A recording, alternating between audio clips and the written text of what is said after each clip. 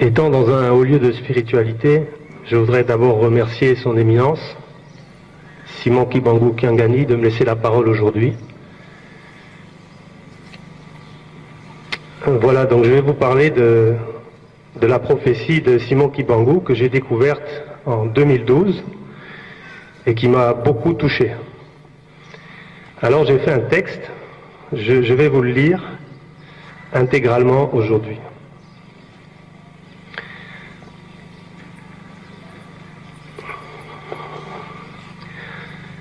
Au nom du Père, du Fils et du Saint-Esprit. Beaucoup parmi nous se posent la question de savoir pourquoi en ce jour du 7 avril 2013, un Mundele vient vous parler de la prophétie du 10 septembre 1921. C'est une bonne question auquel je vais essayer de répondre. En fait, tout a commencé fin septembre 2012. Un soir, j'ai eu la foi de demander à Dieu, « Seigneur, pourquoi suis-je ici au Congo? S'il te plaît, parle-moi. » Vous avez remarqué que j'avais insisté. Peut-être parce que j'y croyais pas vraiment. Après une prière, je suis allé me coucher et à 4 heures du matin, mon esprit me guide vers mon ordinateur. En cherchant sur Internet, je tombe sur la prophétie de Simon Kibangu. À cet instant précis, je n'ai aucun contact avec l'église kibanguiste. Après avoir lu la prophétie du 10 septembre, je suis immédiatement saisi, touché au cœur par la vérité qu'elle contient. Comment un homme peut-il écrire une telle prophétie si ce n'est par l'intermédiaire du Saint-Esprit? Comment peut-il décrire toute l'histoire d'un peuple et d'un continent il y a plus de 80 ans? Comment peut-il prédire les désordres intérieurs et politiques qu'un peuple va subir dans le siècle à venir? Qui pouvait prédire la Seconde Guerre mondiale en 1921? Personne. Oui, sauf Simon Kibangu. Il n'a pas seulement parlé pour le peuple Congo, mais pour toute l'Afrique. J'ai été tellement touché ce matin que j'ai appelé un journaliste pour lui demander s'il croyait en Dieu. Je lui ai posé la question 2 fois. Il m'a dit oui. Alors, je lui ai envoyé la prophétie de Simon Kibangu. Sa réaction fut directe et spontanée, à tel point qu'il a publié intégralement la prophétie dans son journal. Le lendemain, nombre d'intellectuels, de professeurs, de notables l'ont appelé, tous saisis par cette grande vérité qui ressort de la terre et qui parlait à leur cœur aujourd'hui. 2 jours après, j'ai appelé un de nos grands leaders politiques du moment. Sachant qu'il était très occupé par l'actualité, j'ai senti que je devais moi-même lui apporter la prophétie en main propre. Ce qui fut fait, et au moment de lui remettre, je lui ai précisé ceci. Il faudra la lire intégralement, mais avant de la lire, tu devras prier Dieu très fort et rentrer dans un état de paix intérieure pour pouvoir lire cette prophétie et sentir la vérité cachée qu'elle contient. Bien qu'il ne soit pas kibanguiste, à la lumière de la prophétie, il a réécrit tout son discours la nuit même, sans oublier bien sûr de rendre hommage à Simon Kibangu. Force est de constater que la profondeur de cette prophétie est telle qu'elle touche tout le monde, étudiants, étudiantes, intellectuels, politiciens, travailleurs, mamans, je dis bien tout le monde. Tous ceux qui lisent cette prophétie se font transporter par elle et la vérité divine qu'elle porte. Mais de quoi vous parle-t-elle cette prophétie? Si je devais la résumer en quelques mots, c'est le passé, le présent, le futur du peuple Congo. Ce n'est pas seulement l'histoire d'un peuple, c'est aussi et surtout un message adressé au cœur de chaque Africain. C'est à la fois un message personnel pour celui qui cherche, mais aussi un message aux élites africaines, ainsi qu'à la communauté internationale. Cette prophétie contient aussi la clé d'un nouveau mode d'association et de gestion d'un peuple de Dieu, où le politique, le spirituel et le scientifique ne font qu'un. En effet, il est illusoire de tout miser sur un bien-être scientifique si le matériel, si le spirituel n'a plus aucun espace. ou encore de mettre en place une politique qui au final finit par bafouer les lois de base telles que voulues par Dieu lui-même.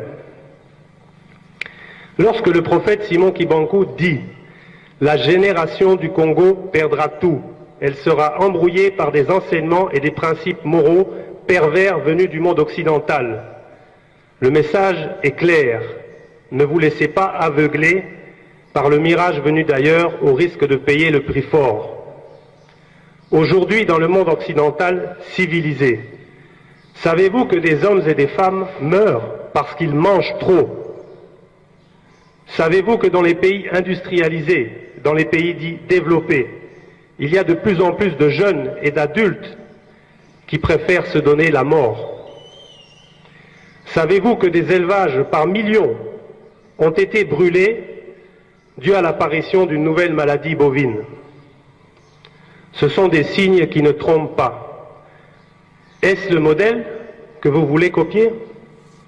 Bien sûr que tout n'est pas mauvais, et ce serait vous mentir que de vous dépeindre un tableau négatif du pays de mes frères. Mais malheureusement, le monde occidental prend conscience trop tardivement des effets pervers lorsque le scientifique a été trop longtemps au service du capitalisme.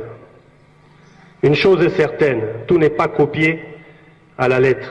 Ceci doit faire appel au discernement, à l'observation attentive et juste d'une civilisation. Le peuple Congo a l'occasion unique de pouvoir créer un modèle, une nouvelle cité où le divin n'est pas séparable du scientifique ni du politique. Misez tout sur l'un, le politique. Dans tous les cas, vous tomberez en enfer, un enfer bien réel, ici et maintenant, sur notre terre. Avez-vous conscience que le Congo est une des nations les plus riches au monde en termes de ressources naturelles? Savez-vous que nous avons sous nos pieds or, diamant, pétrole, cuivre, cobalt, autres métaux rares dans des quantités inestimables? Une richesse qui dépasse celle de l'Europe et des États-Unis réunis. Congolais, Congolaises, si vous en avez conscience, qu'en avez-vous fait? Qu'en faites-vous aujourd'hui?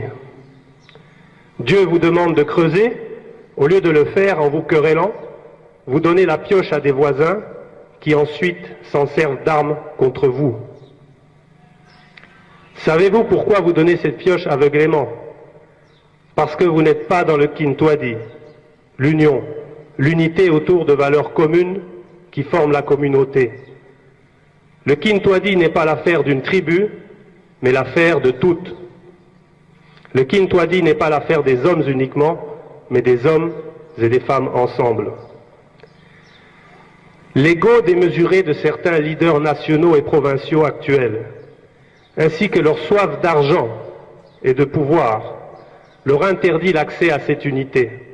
L'explication est simple. Ces leaders-là sont prisonniers de leur nature inférieure. Mais soyez patients. Cette unité fait son chemin. Elle travaille petit à petit. Elle grandit dans le cœur des hommes et des femmes sincères jusqu'au jour où le peuple Congo ne fera qu'un derrière le leader de son choix. Kassaïens, Katangais, Kinois, Kivussiens, Orientaux, Équatoriens, Maniema, Bas-Congolais, Bandundusiens, n'oubliez jamais ceci. Seuls, vous n'êtes rien. Unis, vous êtes le géant de l'Afrique. Oui, un géant. Le plus grand éléphant d'Afrique. Simplement cet éléphant dort et se remet de ses mots. Certains de vos leaders vont vous tromper en vous parlant de séparatisme. Ces leaders-là n'ont rien compris. Ils préfèrent vous inciter à couper un bout de l'éléphant, quitte à vous transformer en souris. Ceci sur le conseil d'autres nations ou même le conseil de leur propre poche. Voulez-vous être souris pour un jour vous faire écraser par une chèvre? Si le prophète vous parle de royaume Congo, c'est bien qu'il existe, et un royaume implique un principe fort. Tous pour un pour tous, et tout le monde avec Dieu. Le vrai leader ne sera pas celui d'une ou deux provinces, mais celui reconnu par tous sans aucun doute. Ce leader-là ne privilégiera pas ses frères et ses sœurs, la tribu, le clan, mais ceux qui mériteront et que Dieu choisira. Ce leader portera en lui les valeurs du développement, l'amour, la justice et le travail. Ce leader portera la vérité et la justice dans le son de sa voix. En l'écoutant, vous saurez que c'est lui. Préparez vos esprits à l'accueillir et continuez de prier Dieu pour qu'il vous donne le discernement dans le choix de ce Sauveur. Écoutez bien ceci. L'unité est comme une graine, mais cette unité ne peut grandir sans la terre nourricière. La terre nourricière, elle est portée par vos mamans, vos épouses et vos filles. Rendez-leur la place à laquelle elles ont droit. Sans elles, aucun de vous ne serait ici. En m'adressant à la communauté internationale, pour la communauté internationale, souvenez-vous, lorsque le prophète dit en 1921, les gouvernements de l'Afrique entraîneront sur le Conseil des Blancs leurs populations respectives dans des guerres meurtrières. N'est-ce pas ce que nous vivons aujourd'hui?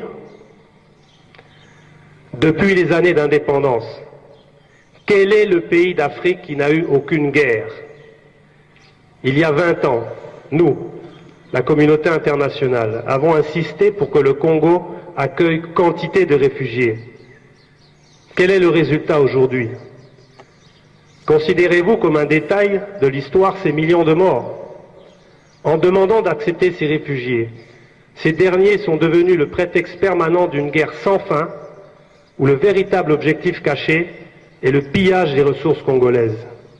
En ce sens, comme l'explique le prophète Kibangu, nous, la communauté internationale, avons entraîné le Congo dans des guerres meurtrières. Avant même d'apporter de l'aide, commençons par réparer nous-mêmes nos erreurs. Peut-être considérez-vous que le peuple Congo ne mérite pas le droit de choisir ses leaders, ni même d'exploiter ses richesses. Pourquoi aujourd'hui et maintenant, certains de nos frères blancs réalisent des plus-values minières et personnelles avoisinant le milliard de dollars, ceci sur le dos de tout un peuple qui souffre depuis tant d'années? Sur l'indice de la pauvreté, le Congo est avant-dernier. Ce qui veut dire que le Congo est un des pays les plus pauvres au monde. Quel exemple donnons-nous? Ce qui compte, ce sont les faits et rien d'autre. Ils représentent une vérité brute qui parle et qu'il faut assumer. Le peuple Congo est un des peuples les plus accueillants. Ne perdons pas la graine de confiance qu'ils gardent pour nous dans leur cœur. Je m'adresse au Seigneur.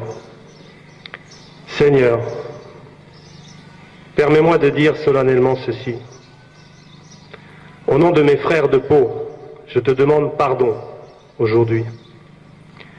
M'adressant aux Africains, au nom du cœur de l'Afrique et de la fraternité universelle, je rappelle à tous que sous la peau, quelle que soit sa couleur, le sang est rouge. Ceci depuis que Dieu a créé l'homme sur terre. Je m'adresse à tous. Pour vous tous qui écoutez ce message, n'oubliez jamais que l'Afrique est l'âme du monde et que Dieu a créé l'homme sur les terres africaines.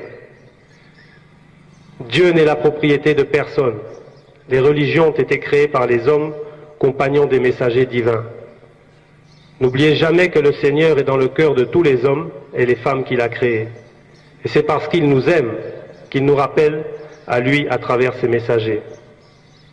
Dieu est présent parmi son peuple qui observe ses commandements.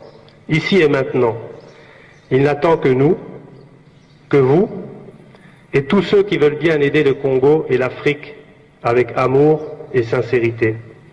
Au nom de Simon Kibangu et du Saint-Esprit qui habite en lui, réalisons ensemble l'unité spirituelle, scientifique et politique afin de construire le grand Congo et préparer la venue du nouveau monde. Amen.